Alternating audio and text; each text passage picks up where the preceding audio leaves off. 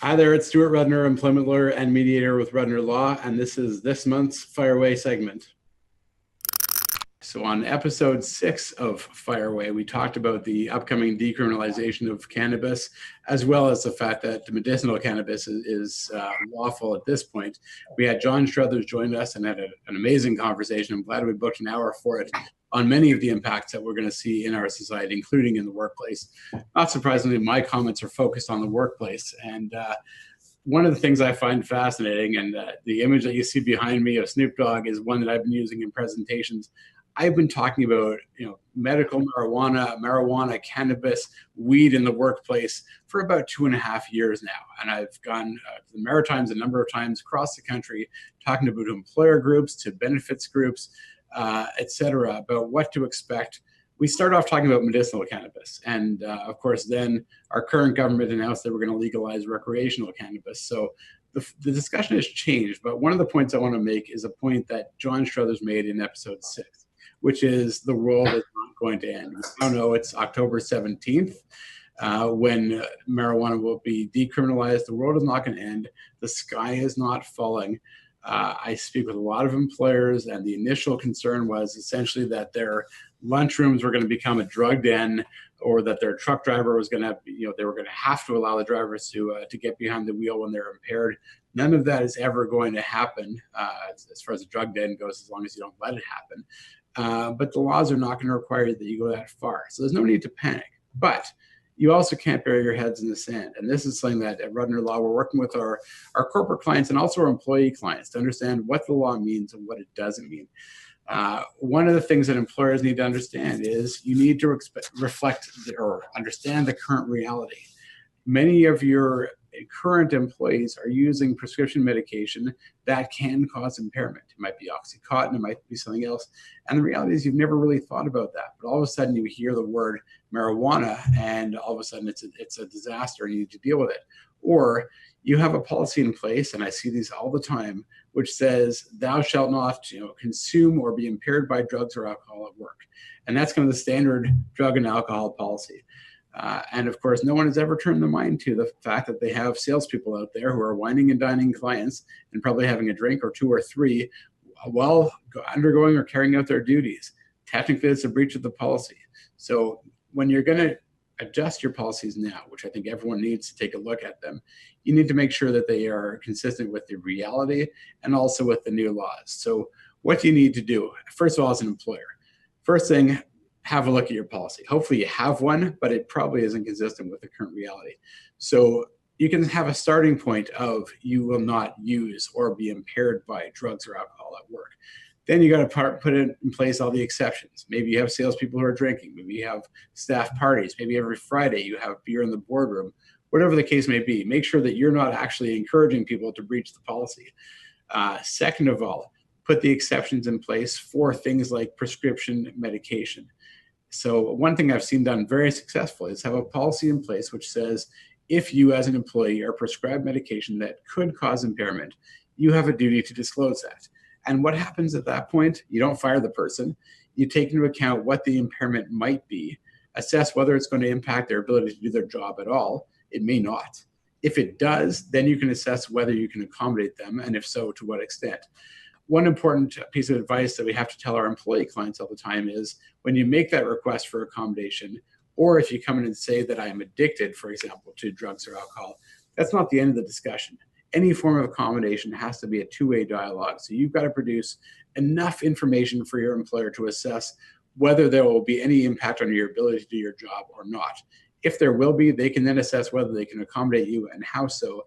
And one important point to make, you as the employee don't get to choose your preferred form of accommodation. As long as the accommodation is reasonable, then the employer can impose that and they're not breaching their duty. What they can't do is say, we're not going to accommodate, and that's the end of the discussion. So that's, I guess, my next tip for employers. Never, ever dismiss any request for accommodation out of hand. And that doesn't matter whether we're talking about medicinal marijuana, we're talking about addiction, we're talking about childcare, we're talking about somebody in a wheelchair. The process should be the same. Have a very clear procedure for how every request for accommodation is handled, you won't go wrong. Most of the cases where we see employers getting in trouble is because they didn't realize that they really had to take this request seriously.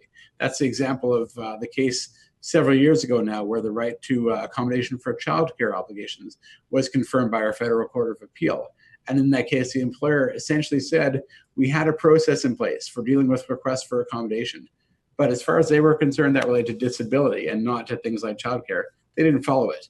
So put a process in place, make sure everyone knows about it. And that's really the third point, training. So we're talking about cannabis, medicinal or recreational. First of all, get educated. As an employer, one of the things that I'm seeing as I do my presentations, as we work with our clients, there is so much misinformation. There is so much fear. Again, the image of Snoop Dogg in your lunchroom, or the guy behind the wheel when he's impaired and you having no ability to stop him. It's all misinformation. So understand what the reality is, socially, medically, and legally.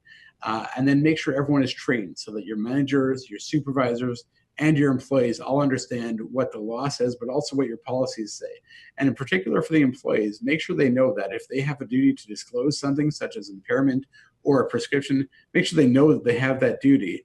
And then make sure that your supervisors and your managers know what they're supposed to do when that happens. Make sure everyone is clear on the policy and the process. Otherwise, that's where we see our employers getting into trouble, is the fact that they have a policy. It might be the best policy in the world, but nobody knows what it says. Last thing to remember is you've got to ensure that everyone is treated, and I'm going to harken back to episode 6 and John Struther's comments here, fairly and with kindness.